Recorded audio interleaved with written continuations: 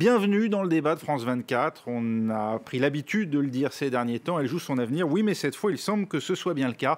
Theresa May fait face à l'heure qu'il est, à un vote des députés de son propre parti, le Parti conservateur, vote provoqué donc par la réunion de 48 signatures, soit 15% de ce groupe parlementaire des députés donc qui veulent, à l'heure qu'il est, voter la défiance contre cette chef du gouvernement qui, si elle perd ce vote, perdrait à la fois la tête du parti et également ce poste de Premier ministre au Royaume-Uni. Elle a réagi plus tôt dans la journée. Écoutez Theresa May.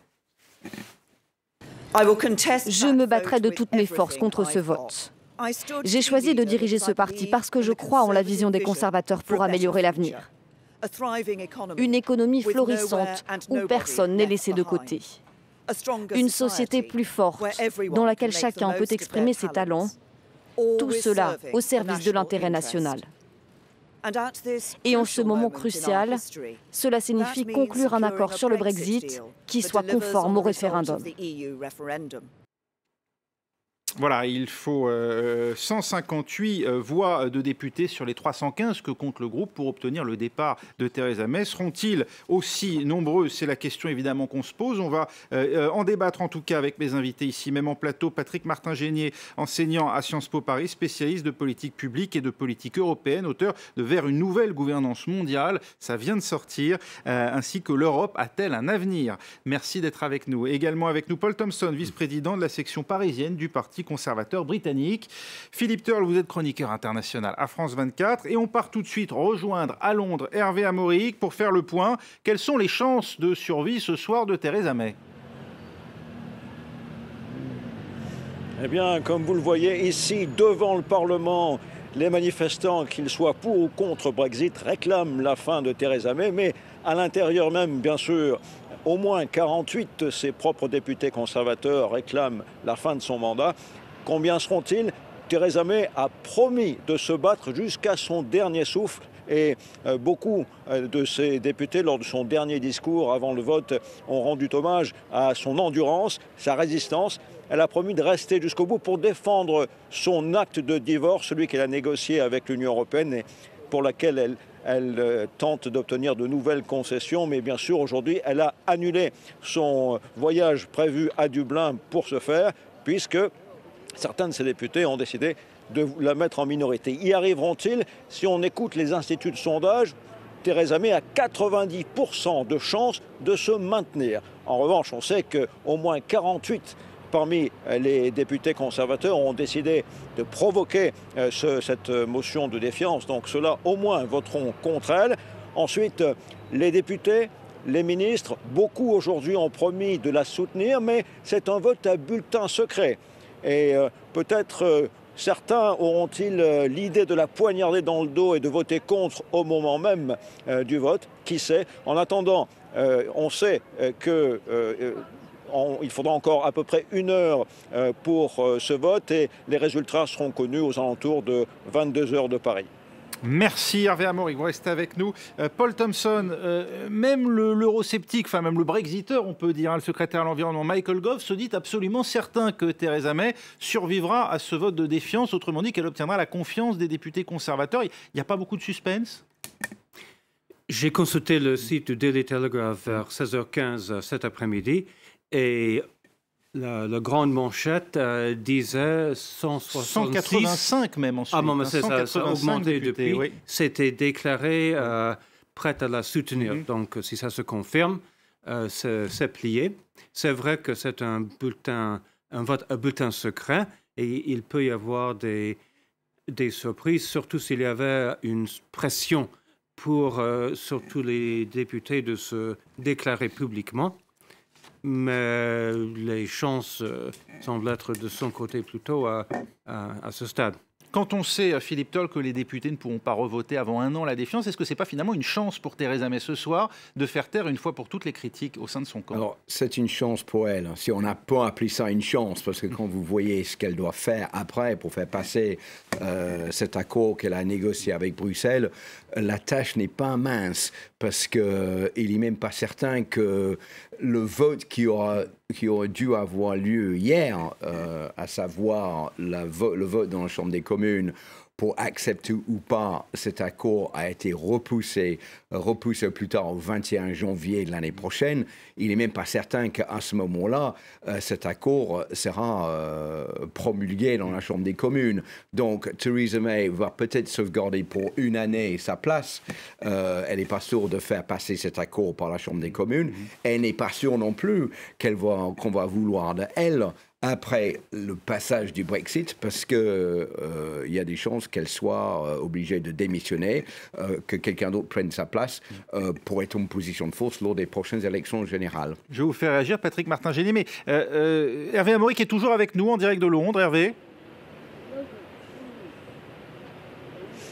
Absolument. Theresa May qui aurait conditionné, Hervé, pardonnez-moi, Theresa May qui aurait conditionné son maintien au fait qu'elle ne concourrait pas à nouveau lors des prochaines élections. C'est-à-dire, quoi qu'il arrive, ce serait son dernier mandat, son dernier combat pour essayer de faire passer ce texte sur le Brexit. Absolument. Theresa May n'a qu'un seul objectif désormais avoué, celui de faire voter ce compromis négocié avec l'Union européenne ici au Parlement. Et bien sûr, pour l'instant, ça reste mission impossible. En fait, ce moment de vote au sein du Parti conservateur fait presque oublier la tâche immense qui est la sienne et qui n'a pas changé. Elle a essayé de reculer hier pour mieux sauter, mais qu'il soit europhile ou europhobe, à l'intérieur, les députés, qu'ils soient conservateurs ou dans l'opposition travailliste ou libérale, ils sont essentiellement opposés à son compromis. Alors, est-ce que Theresa May pourra, lorsqu'elle pourra enfin, si elle est bien sûr reconduite à son poste aujourd'hui, retourner, tenter d'obtenir quelques concessions auprès de ses partenaires européens, est-ce qu'elle pourra revenir avec un protocole d'accord, un protocole ajouté à l'accord qui soit suffisamment pertinent pour pouvoir convaincre notamment la droite europhobe au sein du Parti conservateur et ceux qui aujourd'hui appellent à sa fin? La question est posée. On a déjà eu quelques éléments de réponse. Je parlais hier à une députée du Parti unioniste d'Irlande du Nord, des démocrates unionistes. Ces 10 députés qui soutiennent et qui maintiennent en vie le gouvernement de Theresa May dans l'arithmétique parlementaire, eux estimaient déjà qu'il faudrait véritablement que Theresa May revienne avec un nouvel accord sans ce fameux filet de sécurité sur l'Irlande du Nord, qui est là pour éviter le retour d'une frontière physique entre le Royaume-Uni et l'Union européenne lorsque le Royaume-Uni sortira de l'Union européenne. Si cela n'est pas enlevé, n'est pas supprimé, s'il n'y a pas une croix sur ce filet de sécurité qui, pour les unionistes et pour les partisans du Brexit, interdit la sortie de l'Union douanière européenne quand le Royaume-Uni le souhaite, eh bien sans cela, ils voteront à nouveau contre. Donc on peut imaginer que Theresa May survive aujourd'hui, mais combien de temps encore pourra-t-elle repousser? On sait qu'elle a promis de tenir ce vote au Parlement sur son projet d'accord avant le 21 janvier, peut-être le 20 janvier. D'ici là, beaucoup de choses pourront se passer, mais il est loin d'être certain que Theresa May pourra avoir quelque chose de suffisant pour pouvoir convaincre ceux qui sont extrêmement sceptiques face à son accord. Et oui, Patrick Martin-Génier, parce que la date du Brexit, c'est le 29 mars. Et là, on voit une course d'obstacles se dresser devant Theresa May. Quand bien même elle survivrait au vote ce soir, est-ce que l'accord de Brexit, lui, il n'est pas bel et bien mort à l'heure qu'il est? Alors, je crois qu'on nage en pleine confusion. Il y a deux choses. L'accord entre l'Union européenne et le Royaume-Uni après le Brexit, parce que le Brexit, lui, il est acquis. Hein. Mais oui, enfin, il est acquis, on ne sait pas, parce que vous avez vu qu'on dit désormais que le Royaume-Uni pourrait revenir unilatéralement sur l'article 50, c'est-à-dire éventuellement décider de ne plus sortir de l'Union européenne. C'est la Cour de justice de l'Union européenne qui l'a dit. Qui est le on qui le dit qui le dit? C'est la Cour de justice de l'Union européenne qui a dit que le Royaume-Uni, le gouvernement pourrait sortir unilatéralement, décider de renoncer à l'article 50, ce qui n'est pas l'hypothèse la plus probable. Mais effectivement, Theresa May joue aujourd'hui sur la peur des Britanniques. Ils ont véritablement peur. Il y a une angoisse de partir sans accord. Et donc, ce qu'elle dit aujourd'hui, Theresa May, c'est que si son autorité était contestée, si elle ne devait pas être reconduite comme première ministre, il faudrait déjà un délai de 3 semaines pour élire un nouveau. Il faudrait que le nouveau Premier ministre ne serait pas en place avant le mois de janvier. Ensuite, il faudrait lui laisser le temps de renégocier cet accord, parce qu'on parle de renégociation. Par conséquent, le gouvernement, le pays, le Royaume-Uni, Royaume-Uni ne serait pas prêt le 29 mars et donc le gouvernement serait conduit à demander un délai supplémentaire de 2 ans pour continuer à négocier. Or, vous savez que l'article 50 prévoit un délai supplémentaire à condition que les chefs d'État et de gouvernement votent à l'unanimité. Donc on voit bien que là, la solidarité pourrait être en quelque sorte fracturée. Mais aujourd'hui, on ne voit pas bien l'objectif, en effet, de renverser Theresa May, car il n'y a personne d'autre en réalité pour négocier sur cet accord. Et vous savez, lorsqu'on parle des europhobes, votre correspondant citait les europhobes, vous savez maintenant comment on les appelle au Royaume-Uni, on les appelle les fondamentalistes, hein, que ce soit le parti nord-irlandais unioniste, car je rappellerai quand même que ces gens-là qui soutiennent ce gouvernement ne sont plus nécessairement soutenus en Irlande du Nord, qui avaient majoritairement voté pour rester dans l'Union européenne. Donc la situation est très sensible. Et aujourd'hui, effectivement, si Theresa May sauve sa tête, mais attention, il faut être prudent, car j'écoutais un débat de parlementaires qui disait, moi je suis sûr qu'elle va être battue. Donc il faut être tout à fait prudent. Mais si elle sauve sa tête, elle n'est pas pour autant sauvée. Pas jouer autant qu'on le croit. Oui, en tout cas, voilà. Et en tout état de cause, l'accord ne sera pas nécessairement acquis, puisqu'on sait très bien qu'il y a toujours une majorité contre ce Brexit et que l'Union européenne a fait part de son souhait de ne pas renégocier cet accord. En tout cas, Jacob Rees-Mogg indique, lui, qu'il ne sera pas candidat au remplacement de Theresa May si d'aventure elle venait à chuter ce soir. Est-ce que ça ne démontre pas quand même les limites de ce camp des Brexiteurs, le fait qu'eux-mêmes n'y croient pas? Paul Thompson, on se souvient de l'époque du référendum, juin 2016, dans la foulée, Boris Johnson refuse de rentrer dans la contestation du leadership de David Cameron et il ouvre la voie donc à Theresa May. Nigel Farage quitte la tête du UKIP et là, Jacob Rees-Mogg exclu pour lui-même de prendre la succession de Theresa May. Finalement, aucun d'eux ne souhaite assumer la perspective d'un Brexit dur, non? Je ne pense pas que ce soit exact. Boris Johnson s'est retiré après l'élection pour la simple raison qu'un de ses soutiens clés, Michael Gove, a retiré le matin même du jour où il devait déposer les papiers son soutien, et ce publiquement en disant qu'il ne pensait pas que Boris Johnson serait un candidat approprié. Et donc, c'était un pavé dans la mare totalement inattendu. Ensuite, pour aujourd'hui, Boris Johnson prépare un retour très soigneusement. Chaque lundi, il contribue un texte au Daily Telegraph, journal qui soutient le Brexit. Et il s'est même fait couper les cheveux pour être un peu plus... présentable. Avoir une tête un peu plus sérieux. D'ailleurs, je voudrais rebondir à ce terme europhobe. Je ne pense pas qu'il y ait de europhobes dans le Parti conservateur. Il y a certaines personnes qui estiment qu'il serait préférable pour le Royaume-Uni de ne pas faire partie de l'Union européenne pour des questions institutionnelles, des notions de souveraineté. Mais la plupart de ces gens ont des maisons en France où s'intéressent beaucoup à la culture européenne. Donc le terme europhobe, je pense, est assez inapproprié. Paul Thompson, tout de même, si on vous avait dit il y a 2 ans et demi, en juin 2016, au moment du référendum, que 2 ans et demi plus tard, à moins de 3 mois de la sortie théorique de l'Union européenne, vous en seriez là? Est-ce que c'est un scénario que vous auriez acheté, comme on dit? De toute façon, je n'ai pas été en faveur du Brexit, donc je n'aurais pas voulu acheter un scénario qui prévoyait le Brexit. Mais c'est votre parti qui était chargé de piloter cette sortie? Oui, mais je suis là pour répondre à vos questions. Oui. En ce qui concerne... Non, c'est vrai que on se trouve aujourd'hui pas seulement dans un imbroglio, mais dans une véritable impasse.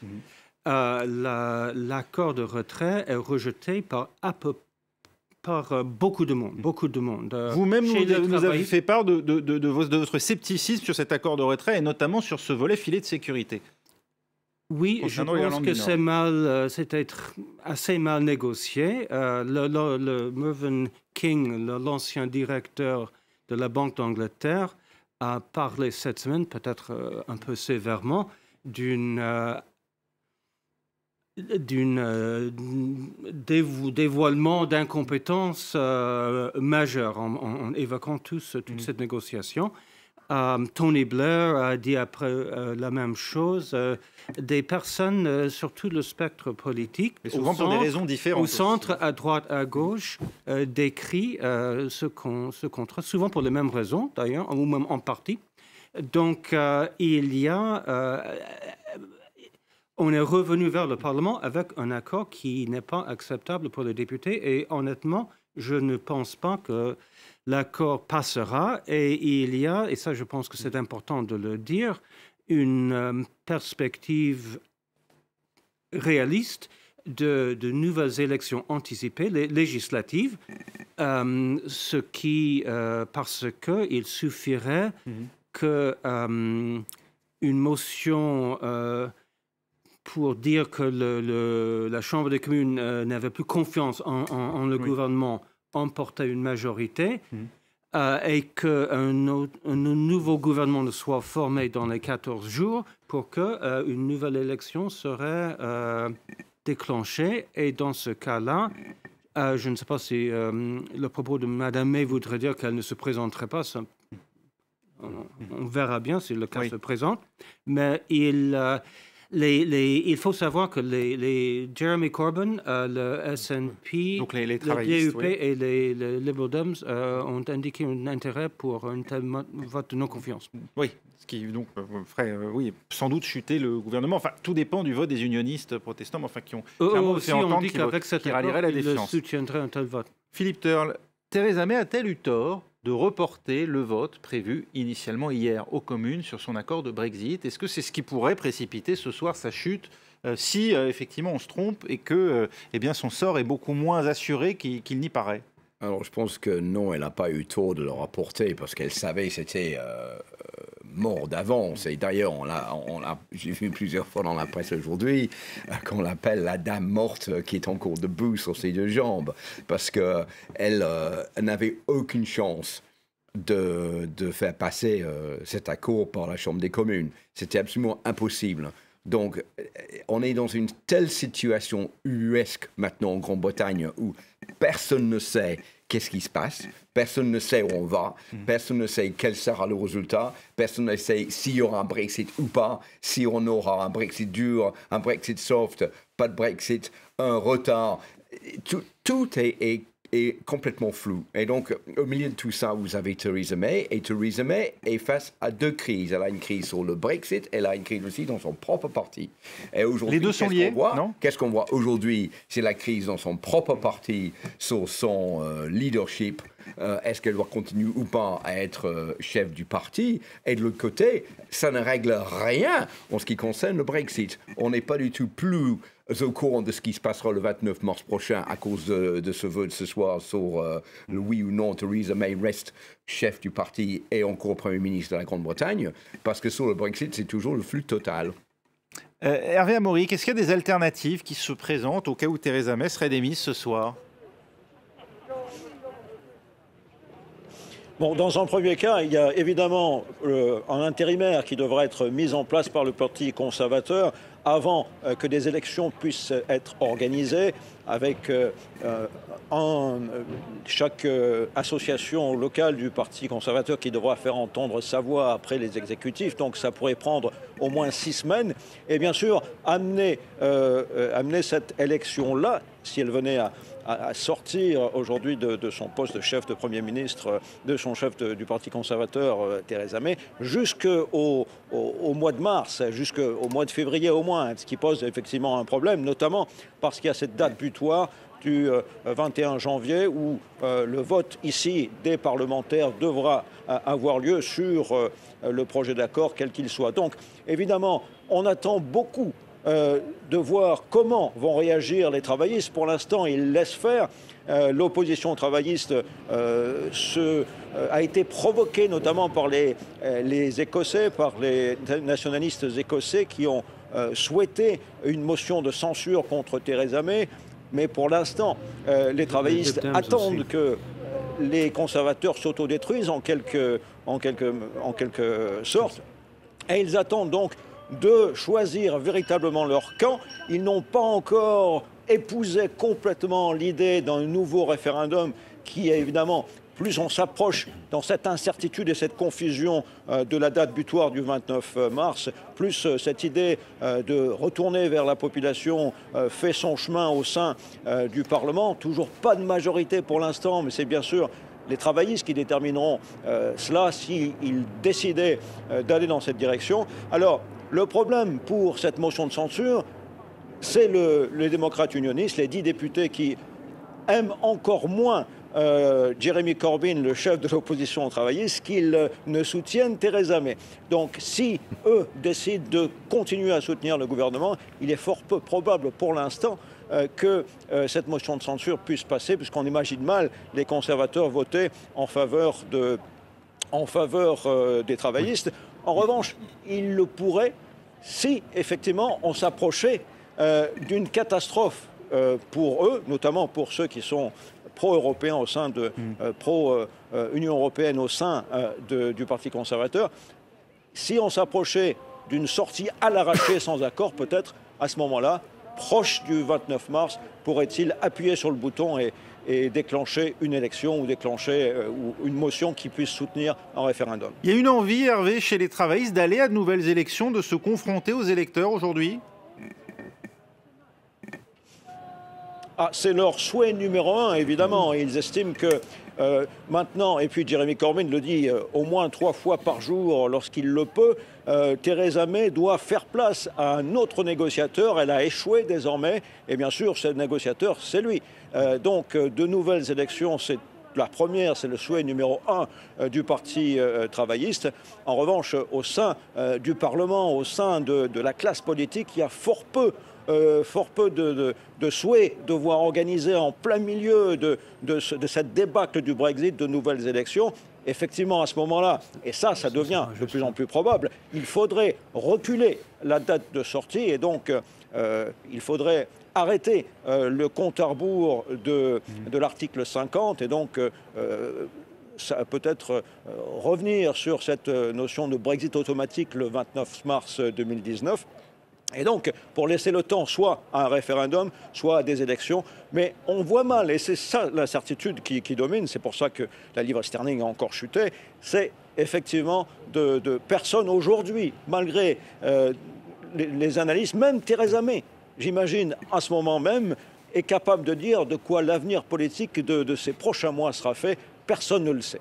Le flou total. Vous vouliez réagir, Philippe? Oui, je dirais ça. Et puis, c'est vrai que c'est le but numéro 1 des travaillistes, c'est de provoquer les élections anticipées, les élections générales, parce que Jeremy Corbyn a envie de prendre le pouvoir. Et d'ailleurs, quand on entend Theresa May, c'est l'un de ses arguments clés en disant « Votez pour moi, que je reste Premier ministre, parce que si vous me dégagez d'ici aujourd'hui, vous allez ouvrir la porte au Parti travailliste, vous allez ouvrir la porte à Jeremy Corbyn. » Quel négociateur serait Jeremy Corbyn? Que veut-il lui-même? Jeremy Corbyn, quand on regarde ce qu'il a été depuis 40 ans, depuis les députés à la Chambre des communes, depuis 1975, il a toujours été contre l'Union européenne. Et il a fait comprendre, il a dit, si nous sommes élus, on va continuer avec le processus du Brexit. Donc, ça reviendra à la même chose.